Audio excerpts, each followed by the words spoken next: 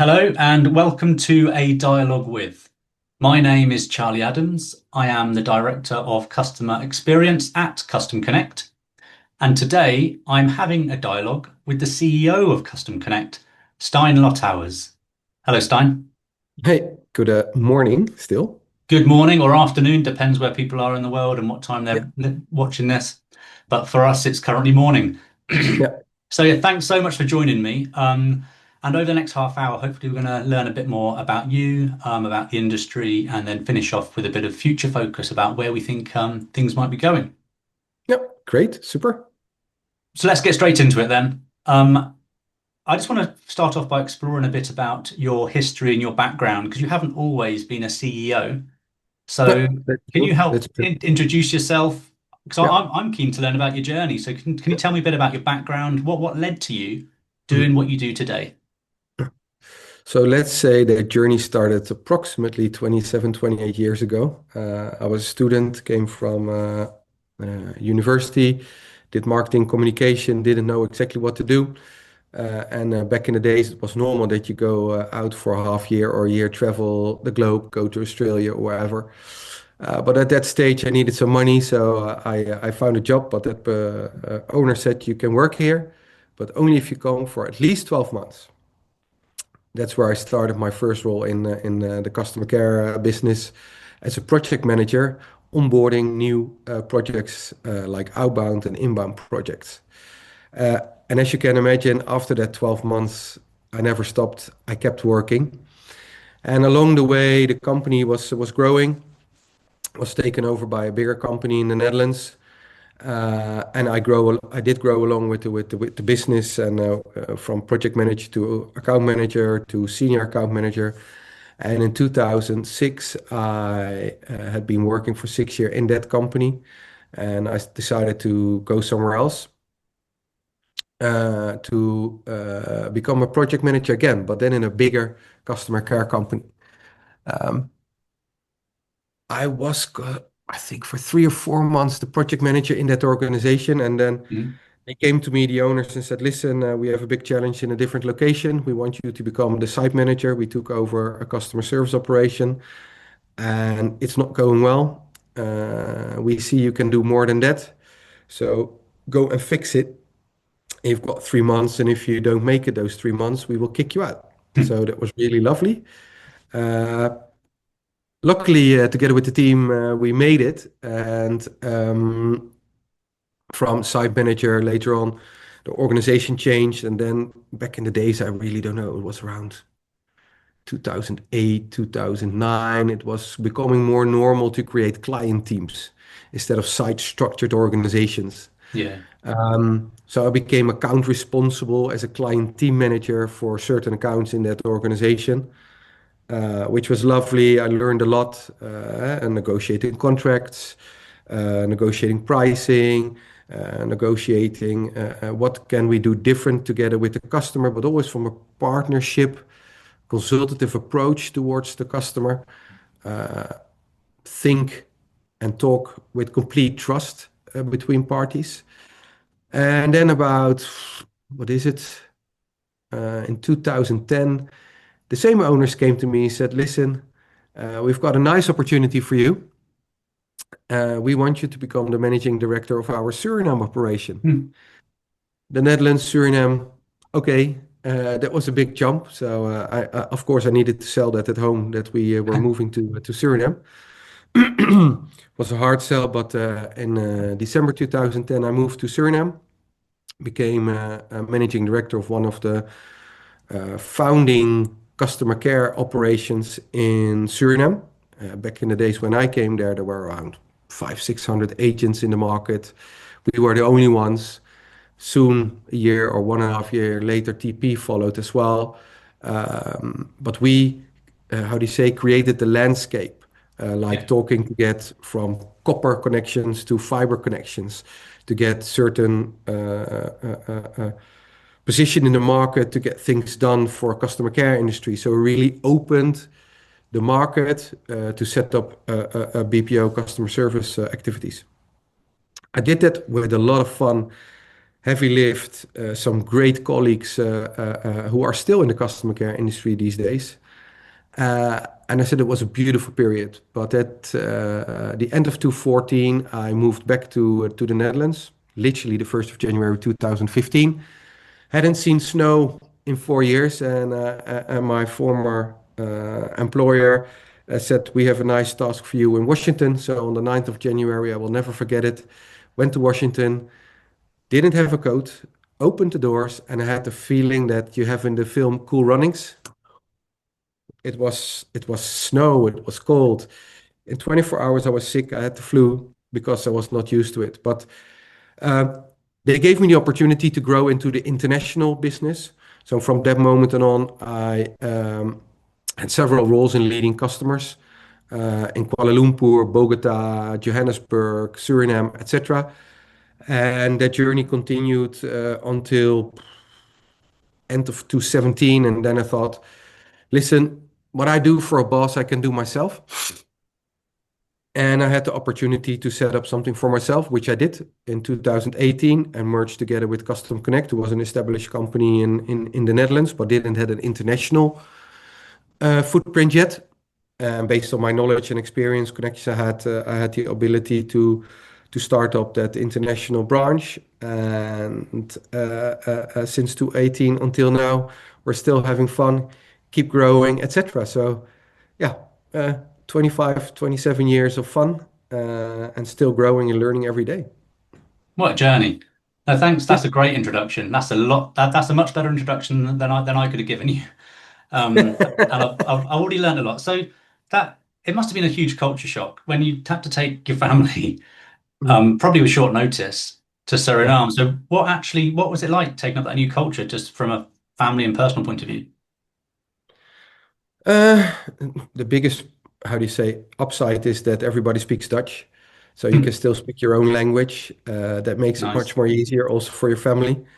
Obviously, there is an accent difference, which we also have in the Netherlands. If you live in the south or the north, there the accents are different, the same as Suriname. So, from making yourself understandable, and if you want to buy food or do something, it's still the same. Culturally, things are different.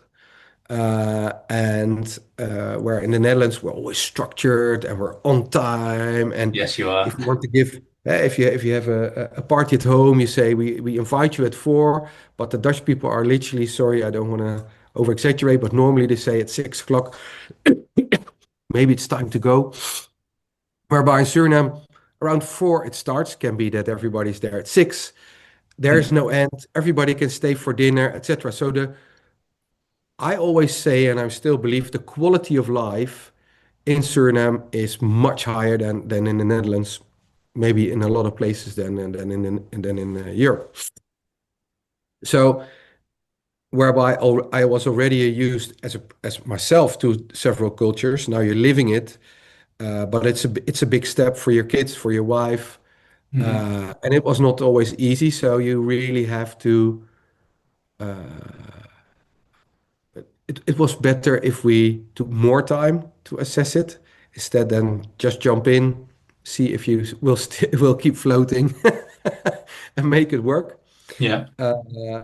But I never regret in making that decision. It really widened my view on the world.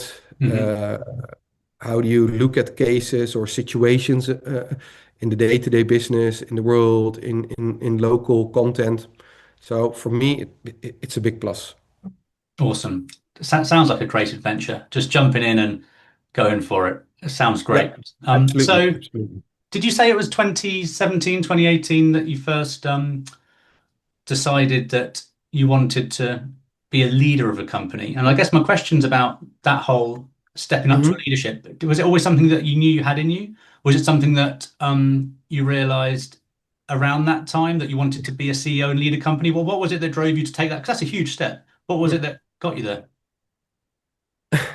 So in the Netherlands, if you're in, I don't know how it's called in the UK or wherever you are in the globe, but say that you move on from when you're 12, you move on to another level in your you have to make a Hmm. test to see what's good for you, what kind of community college you go to. And I did wrote on my paper, I want to go and have a study to be a director. Of course, that was reported to my father, and he started laughing very loud. And he said, "There is no education to become a director." But I was 12, so was the wish already there? Yes, I come from a family of entrepreneurs. My family are entrepreneurs since 1848 in the car industry, car leasing, real estate, etc. So yeah, I was not used differently at all from, and I wanted to Hmm. do the same. And the fun part is if I speak to my eldest son now, who's now 17, becomes 18, he said, I want to become a director as well. And he made the same joke, mistake. I want to have a study that I can become a director.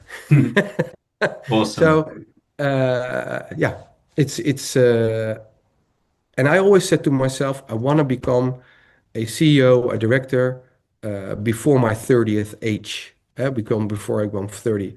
And I made that threshold. The difficult thing is, what is then your next goal, your personal goal? Yeah. Uh, yeah, and I had to reset my thinking after coming back from Suriname. What do I want as a next step in my personal goal to achieve in life? And then that became to become, okay, take risk, become an entrepreneur, go for it. Have trust in yourself. If it goes wrong, you can always start working for an employer again. But never say to yourself, shit, I had to try this. Stupid, I did not do it. And Yeah. that's something I could not live with. So I thought, just take the jump. Just take the jump. I like that. I'll use that quote. Yeah. So now you are a CEO. You've taken the jump. So what motivates you today to get up every morning, drives you to get into the office and do it day in, day out? For most, I think, no, I think I'm convinced we work with a great team, and everybody's saying I'm working with a great team, but everybody is really having his own role, his own expertise, their own strength. And what I've learned in the past years, nobody can be good in everything. Yeah. You you cannot develop everything in expertises, but you don't need to have that as well. But the combination of all those individuals makes such a strong team that brings us forward every day, every month, etc. The hard push to get where we were in 2020 until now was so big, from national activities to international activities, expanding footprints, expanding languages, expanding our AI solution. I could never done that on my own, for sure. So I'm as good as my team members. I know it's very it's a open textbook thing that a leader says that, but that's really the truth. And that motivates me every day. We can call each other at 11 at night because something did not go well, but we're going to solve it. Or we can also talk private matters that will not interfere with any business Hmm. uh, things or thinking between or mix up in decisions we make day in, day out. And I think that makes it so valuable and motivating to get to the office every day, work with everyone, to keep pushing. Yeah. And even small steps are felt like big steps because the combination of all those small steps is a big step. And the latest one is that we go into Hungary, also again with a hard push of every Yeah. team member of Custom Connect. So yeah, I can be proud and that motivates me every day. Great. I completely agree, obviously. People and teams are all it's about. There's no point in business if you're not doing it with people. No. So yeah, completely agree. And and that's sometimes what we forget. Hmm. The customer service industry is a people business. It's about empathy, it's about trust, it's about transparency. And all those AI developments is nice and it empowers the employee, but it's not exactly replacing it. So as long as we find the right balance Mm. in the empowerment and in the individual, it will be a coherent item, and we will succeed and overcome and will be successful. And at the end of the day, the customer that contacts us wants to have an answer, wants to have a satisfied answer, wants to be understood. And it's not simply doing a transaction. It's creating the moment there's contact to get an ambassador of the brand on behalf of who we work for.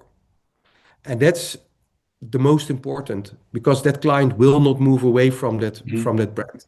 Will stay with that brand. It was handled with respect, and not as a transaction in AI, but really as an added value communication between the customer and us. Now, I was actually going to ask a question about why you find the BPO industry so interesting in such and a chosen place, a chosen industry in which you work. But I think you've kind of already answered that. So instead, before we get too close to running out of time, I want to ask what you've been through in relatively similar industry now for, did you say 20 years, 25? I don't want to age you too much. Um, I'm so young, so it's you 25 are still years. young. What's changed the most? Well, what is it that you've seen has been the biggest changes? I mean, I know we can do the textbook ones and say AI, but if we can have the conversation without AI, what have you seen that's changed? I think I will answer with a, how do you say, maybe disruptive response. Basically, in the last 25 years, not a lot changed. And what I mean is that we had RPA services, we had knowledge bases, we had all kind of solutions that would take agents out. There is no live contact anymore, etc., etc. But so I'm still convinced that the biggest blocker are we as individuals. As long as we work with people, people are the blockers. Why? Simple. I want to keep my job. We want to change something in the process.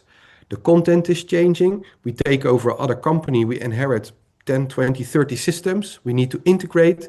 So as long as we as an individual, we constantly want to go to the next step. If you want to go to the next step, it's constantly driving change.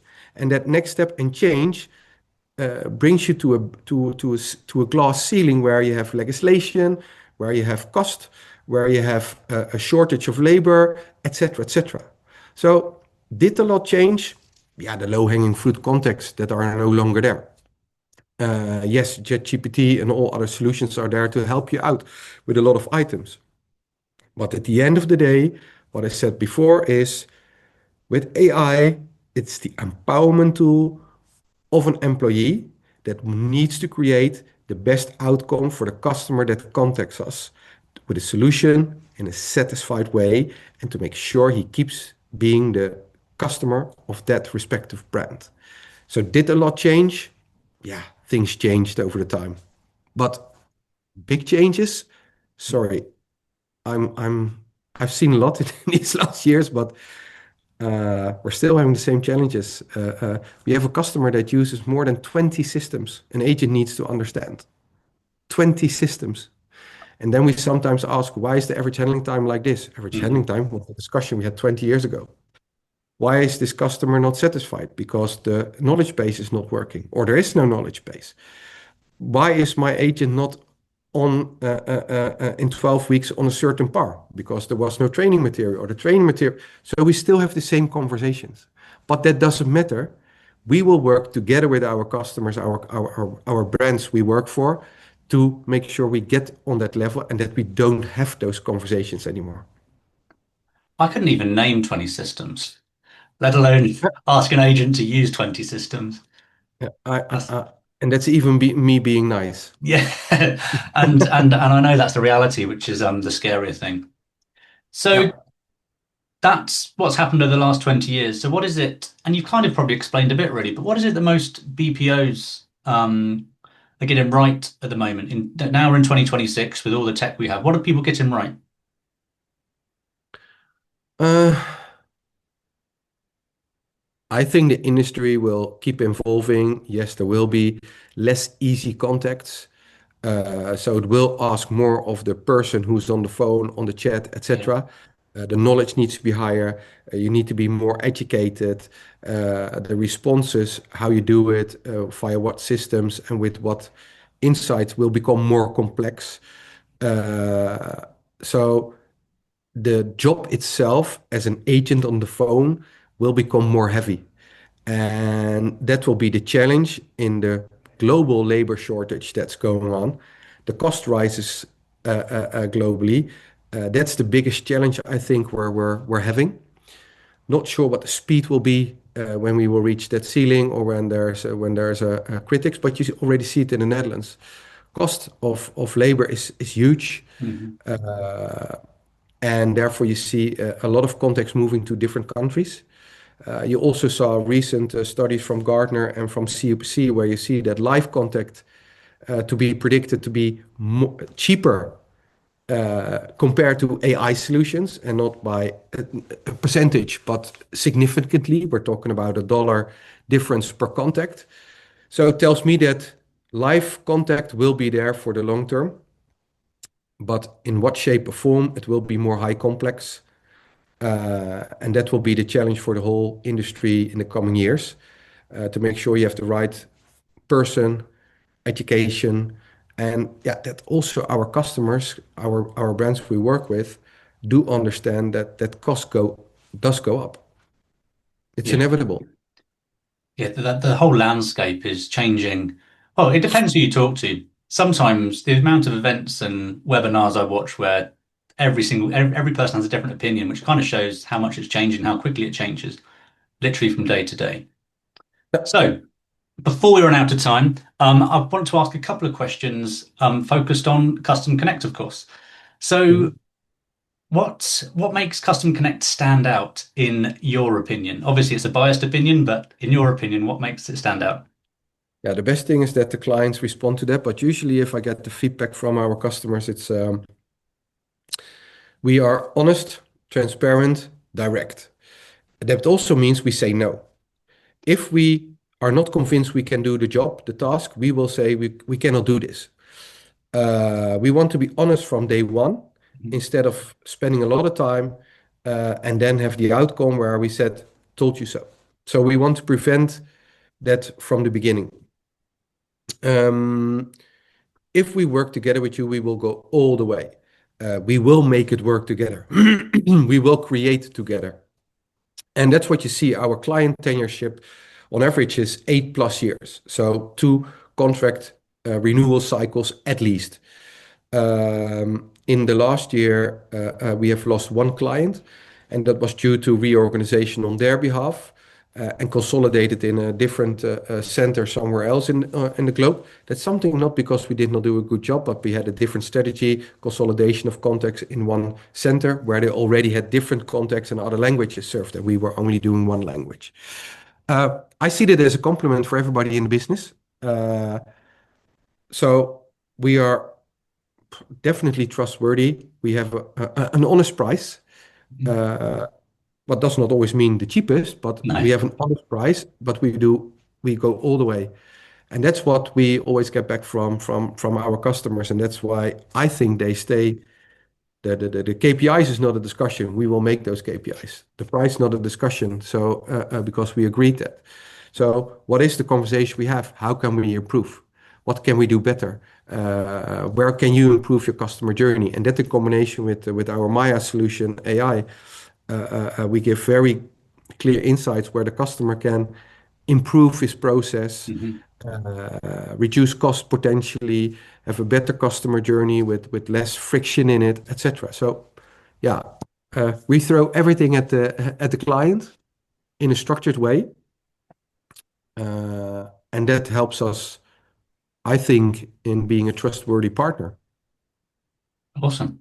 Finally, what what have Custom Connect got going on this year and in the long-term strategy? Is there anything you can share on this call that Custom Connect have got coming up? So we're recently announced that we will start in Hungary. We're full in the mix of launching that organization in Hungary in the coming days. We will start with around 10, 20 FTE within 2, 3 weeks from now. And if all goes well, we should be at 70 to 100 FTE at the end of this year. I'm very, how do you say, convinced we will succeed, and that's especially for the German market and potentially smaller markets as well. It's a Hmm. multilingual approach. For the rest, we will roll out and develop more Maya, our AI solution. And yeah, there are some beautiful new logos in the pipeline for all over the world. So yeah, Yeah, there's always a lot going on. So thank you so much for your time, Stein. I know you're a busy man. yeah. And if anyone wants to continue the conversation with Stein, or learn more about Custom Connect, then they can obviously reach out to you on LinkedIn, find you on our company page, or I'll probably post on the comment somewhere on this when I post it, a link so people can get hold of you nice and easily. So yeah, thank you again. Thank you for having me, Charlie, and have a nice day. No worries. Take care. Bye bye. Thank you. Bye bye.